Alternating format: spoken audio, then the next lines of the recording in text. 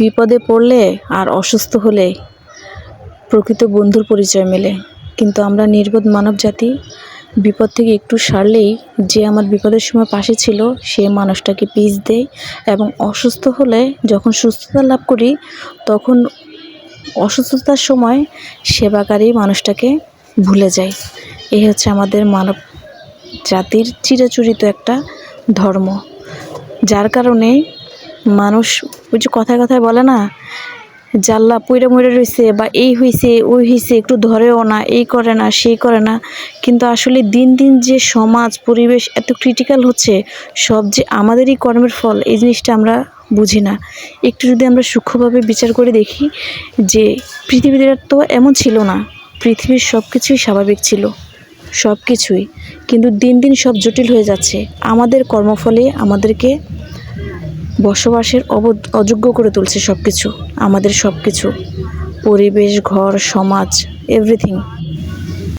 আসসালামু আলাইকুম বন্ধুরা, সবাই কেমন আছেন? আশা করি সবাই ভালো আছেন। আলহামদুলিল্লাহ, আমরা সবাই খুব ভালো আছি।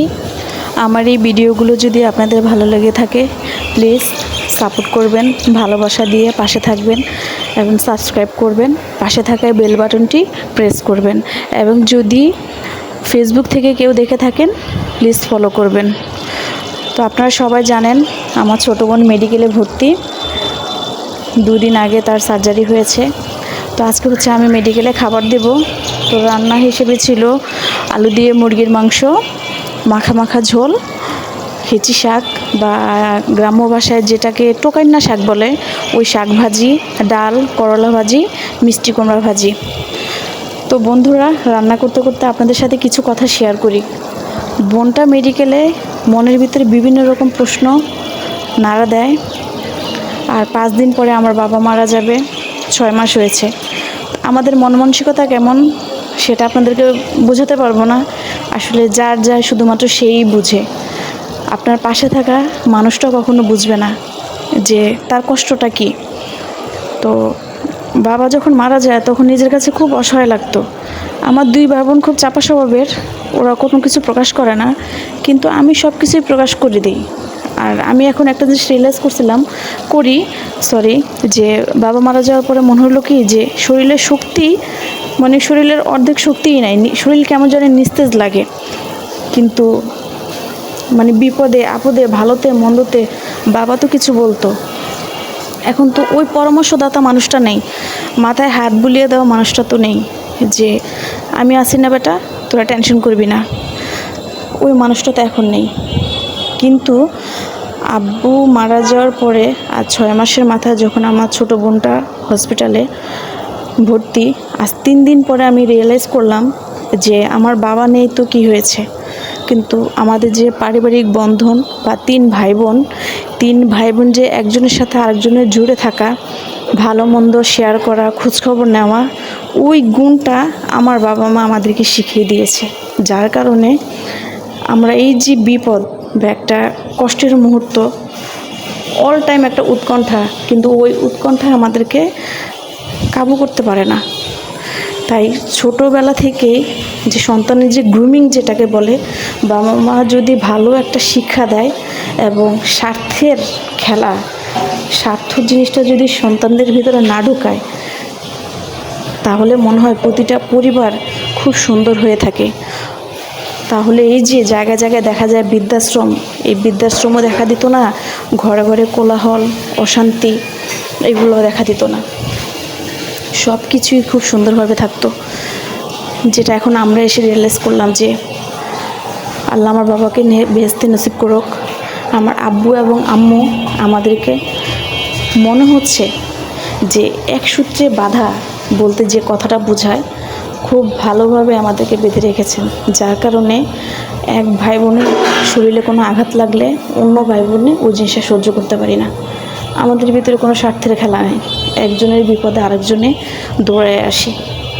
বোন কিছু হয়েছে, আমি, আমার ভাই, আমার কিছু হয়, আমার ফুল ফ্যামিলি সবাই একসাথে পাশে থাকি। এভাবেই মনে হয় প্রতিটা সম্পর্ক সুন্দর হয়। আমি আপনাদেরকে জ্ঞান দিচ্ছি না, মানে আমার ব্যক্তিগত অভিজ্ঞতা শেয়ার করলাম। অনেক দেখেছি, অনেক, বয়স বেশি না হলেও যতটুকু দেখেছি দেখি যে স্বার্থের কারণে বাবা মা সন্তান কাছ থেকে দূর চলে যায়। যার একটু টাকা আছে তার অন্যায় হলো তার দিকে সাপোর্ট করে, তার ছেলে মেয়েকে আদর করে। যার অর্থ নাই তার সন্তানকে আদর করে না, সে বেঁচে আছে কি মরে আছে ওই জিনিসটার খবর নেয় না। আল্লাহ মাফ করুক, আল্লাহ আমাদেরকে হেফাজত করুক। পৃথিবীর সমস্ত সম্পর্ক, সেটা শুধু ভাই বোন আর বাবা মা না, প্রতিটা সম্পর্ক প্রতি শ্রদ্ধা রাখিয়ে বলছি, সম্মান জানিয়ে বলছি, সব কিছুই ভালো থাকুক, ভালো রাখুক, ভালো করার চেষ্টাটা সবার ভিতরে আল্লাহ ঢুকিয়ে দেখ। কারণ এই পৃথিবীতে কেউ চিরস্থায়ী না। সম্পদের জন্য, টাকা পয়সার জন্য এই যে হানাহানি, এর চেয়ে এ বড় হবে, এর এতটুকু দিল কেন, ও এতটুকু বেশি নিল কেন, এই যে একটা প্রতিযোগিতা আমাদের ভিতরে, কেউ কোনো কিছু নিয়ে যাবে না, কেউ না। তাই তাই সবাই সময় থাকতে সম্পর্কগুলোকে যথাযথ সম্মান দেই, ভালো থাকি। অন্তত একজনের আঘাত পেলে বা একজনের চোখের জল পড়লে যেন আরেকজনের ভিতরে গিয়ে ওই আঘাতটা লাগে, সম্পর্কের বন্ধনগুলো যেন এমনই মজবুত হয়। আমার কথা যদি আপনাদের কারো কোনো খারাপ লেগে থাকে বা কেউ যদি ভেবে থাকেন কাউকে কোনো জ্ঞান দিচ্ছি, আমি আন্তরিকভাবে দুঃখিত। কিন্তু আমি ব্যক্তিগত অভিজ্ঞতা থেকে বলছি, আবারও বলছি যে ব্যক্তিগত অভিজ্ঞতা থেকে বলছি যে এই যে বিপদের সময় পারিবারিক বন্ধনগুলো খুবই কাজে লাগে, খুবই কাজে লাগে। জানেন, এই জিনিসগুলো এখন রিয়েলাইজ করছি, আসলে রক্তের সম্পর্কের ঊর্ধ্বে কোনো কিছুই না। এখন মানে কাউকে পাশে দেখছি না, ভাই বোন মা বাবা এছাড়া আর কেউ নেই। তো ওই সম্পর্কগুলো, ওই নিরেট সম্পর্কের ভিতরে যদি স্বার্থ ঢুকে যায়, তাহলে চিন্তা করে দেখেন একটা মানুষের জন্য পৃথিবীর ভিতরে দোজক তৈরি হয়ে থাকে।